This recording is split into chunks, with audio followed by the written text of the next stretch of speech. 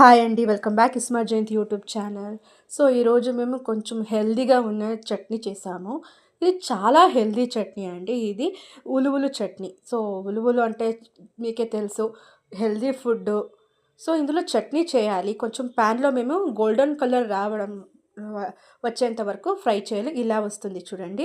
ఇది నోట్లోకి ఒకటి కాలు వేసుకొని తింటే కొంచెం నోటంతా ఫ్రాగ్రెన్స్ వస్తుంది బ్యూటిఫుల్‌గా. సో, అలా రావాలి. అండ్ అరోమా కూడా చాలా బాగుంటుంది. సో, అలా చాలా బాగా స లో ఫ్లేమ్‌లో మేము ఫ్రై చేయాలి. నెక్స్ట్ ప్యాన్‌లో కొంచెం ఆయిల్ వేయాలి. ఒక్క స్పూన్ మాత్రమే వేయాలి. అండ్ నెక్స్ట్ మిర్చి రెడ్ చిల్లీ వేయాలి. అది మీ కారం ఎంత సరిపడుతుందో అంత. సో, చేసి రెడీ పెట్టుకోవాలి. అండ్ మిక్సీకి ఇప్పుడు మేము కొంచెం తురుముకున్న కోకోనట్ వేస్తున్నాం. తురుముకోవాలి. సో, బాగా కొంచెం దంచాలి కదా అందుకని. అండ్ కొంచెం కొత్తిమీర మన మినీ గార్డెన్‌ది అండి. మన టేస్టే వేరే ఉంటుంది. మన గార్డెన్‌లో మేమే పెంచామంటే. అండ్ కొంచెం టమరిన్ అండ్ కొంచెం వెల్లుల్లి అండ్ మేము నూనెలో కొంచెం ఫ్రై చేసాం కదా! సో, అది రెడ్ చిల్లీ, కొంచెం ఉప్పు వేసి లాస్ట్‌లో ఉలువలు వేసేయాలి.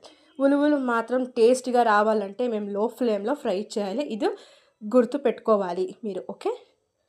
ఇలా వేసి కొంచెం నీళ్ళు వేసి కొంచెం మిక్సీ పట్టాలి. అది కూడా కచ్చా పచ్చాలాగా ఉండాలి.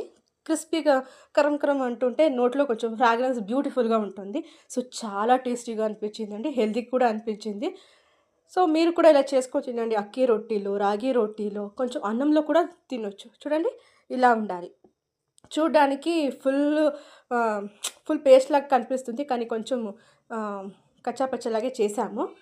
చూడ్డానికి అలా ఉంది అంతే. సో, టేస్ట్ మాత్రం అద్దిరిందండి. చాలా అంటే చాలా బాగుంది. మీరు కూడా ఇలా చేయండి. మీరెవరైనా చేసుంటే ఒకసారి కామెంట్‌లో చెప్పండి. Thank you. బాయ్.